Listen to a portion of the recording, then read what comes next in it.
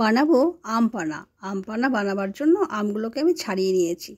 আমি আমের খোলাটা এমন করে ছাড়িয়েছি যেন আমের গায়ে একটু সামান্য সবুজ ভাব থাকে, তাহলে আমটা সেদ্ধ করার সময় না আমের সুন্দর গন্ধটা থেকে যাবে। এই আমটা আমি কড়াইতে সেদ্ধ করে নিয়েছি আর আমের পানাতে দেবো বলে একটা ভাজা মশলা করে নিয়েছি।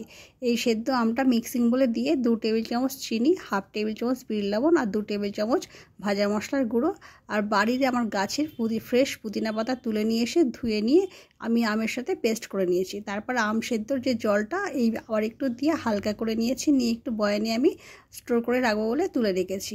এবার আমি 2টো কাঁচের গ্লাস নিয়েছি, কাঁচের গ্লাস দুটোকে সুন্দর করে একটা মার্ক করে নিয়েছি। মার্ক করে নিয়ে এর মধ্যে প্রথমে আমি কয়েক টুকরো করে বরফ দিয়ে দিয়েছি। তারপরে একটু ফ্রিজের ঠান্ডা জল দিয়েছি, দিয়ে 2 হাতা করে আমের পাল্প এর মধ্যে দিয়ে আবারও একটু ফ্রিজের জল দিয়ে চামচ দিয়ে একটু ভালো করে গুলিয়ে দিয়েছি। দিয়ে তারপরে সবশেষে ওপরে একটু ভাজা মশলার গুঁড়ো ছড়িয়ে দিয়েছি। তৈরি হয়ে গেল আমাদের গরমের শরবত আম পানা।